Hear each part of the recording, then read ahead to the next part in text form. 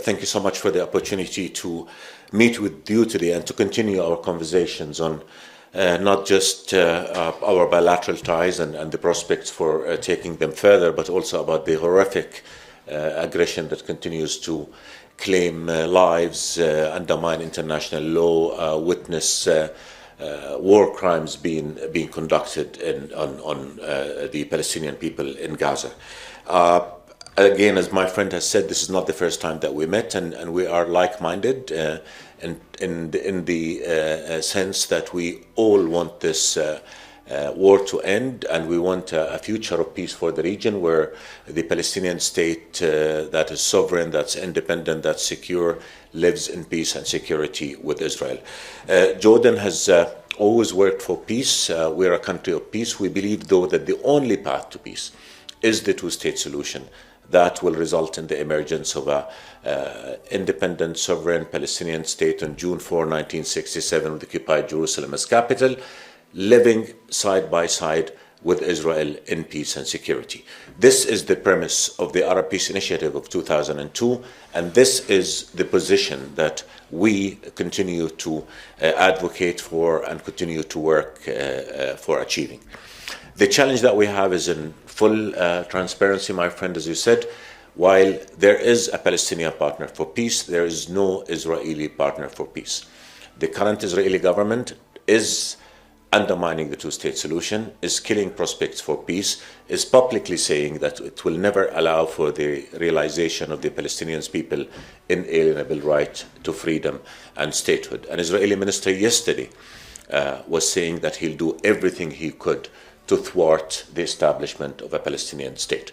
The amount of dehumanization that's coming out of this Israeli government is contributing to that environment of hate and lack of trust, and is undermining faith in the viability of peace between Israel and the Palestinians and peace in the region. The path to peace, as I said, is very, very clear. And we have to start implementing an irreversible plan to achieve the two-state solution, to secure a future of peace for both Palestinians and Israelis. But the priorities right now is that the aggression must end, and must end immediately. Over 39,000 Palestinians have been killed. Only 2 days ago, a massacre was committed against innocent Palestinians sheltering in an area that was declared by Israel as a safe haven, but we all know that there's no safe place in Gaza anymore.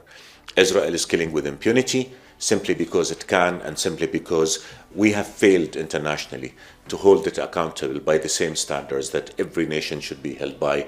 We have failed to implement international law, and we have failed to act in accordance with the international law, international humanitarian law, UN Charter, and human values, and stop the massacring of innocent people that we see continuing day in and day out in Gaza.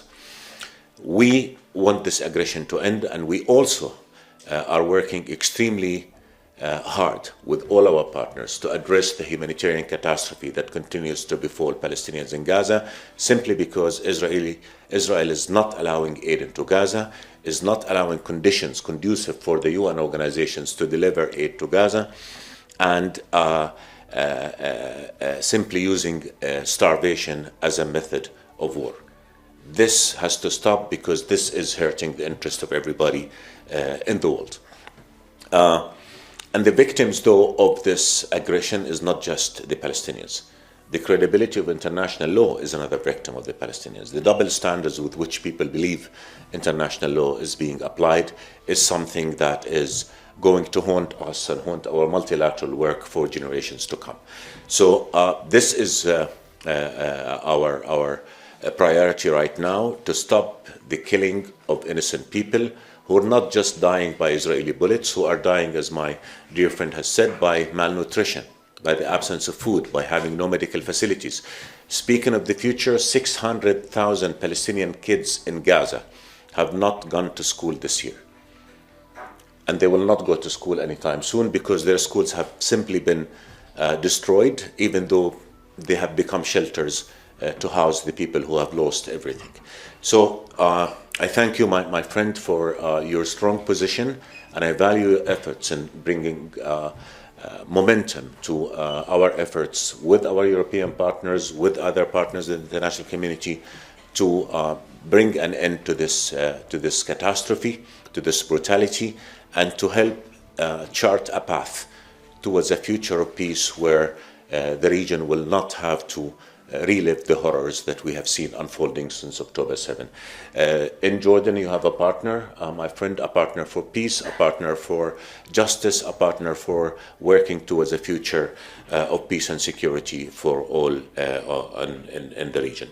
As you said, I just came from Brussels, where we had the Association Council, 15th round of the Association Council, Jordan-EU Association Council. It was a very good meeting. We decided to elevate our relationship to a strategic,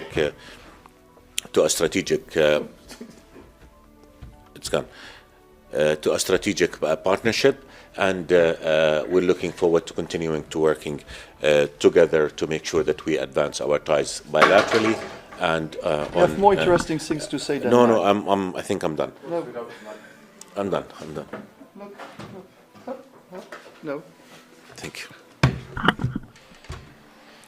Again, I was just saying, I just came here from Brussels, where we had the 15th round of the Jordan-EU Association Council, in which we decided to elevate our relationship to strategic partnership, which would allow for more cooperation on economy, trade, environment, defense, and other issues. We value our relations with Luxembourg and all our European partners, and we are committed to continuing to working together, not just on advancing our relations, but also in creating conditions of peace in the region, with the priority, as I said, of ending this brutal aggression on Gaza and charting a path towards peace. I thank you for mentioning the issue of refugees. Jordan is the largest per capita host of refugees anywhere in the world. We have 1.3 million from Syria alone. Only 10% of these live in camps, 90% live all over the country. 155,000 Syrian kids go to our official schooling system. 200 schools in Jordan are operating 2 shifts in order to accommodate demand by Syrian refugees. We have done everything we possibly could to provide them with dignified lives, and we were able to do so with the support of our friends and partners in the international community. Unfortunately, the reality is that aid is dwindling. Less and less support is coming to refugees and to host communities, and that is going to impact our ability to provide them with education, with medical services, with jobs, and also with hope for the future. We urge all our partners in the international community to continue to shoulder their responsibility towards refugees, because alone we will not be able to do what we've done for them. The only answer to the refugees problem is them going back to their country, and that is why we continue to work for a solution to the Syrian crisis that, among other things, will be conducive for the voluntary return of refugees. Again, my friend, I thank you for your friendship, I thank you for your partnership, and I thank you for standing on the right of justice, on the right of international law, on the right of all peoples of our region to live in peace, with dignity, with freedom, and I look forward to continuing to work with you. Thank you.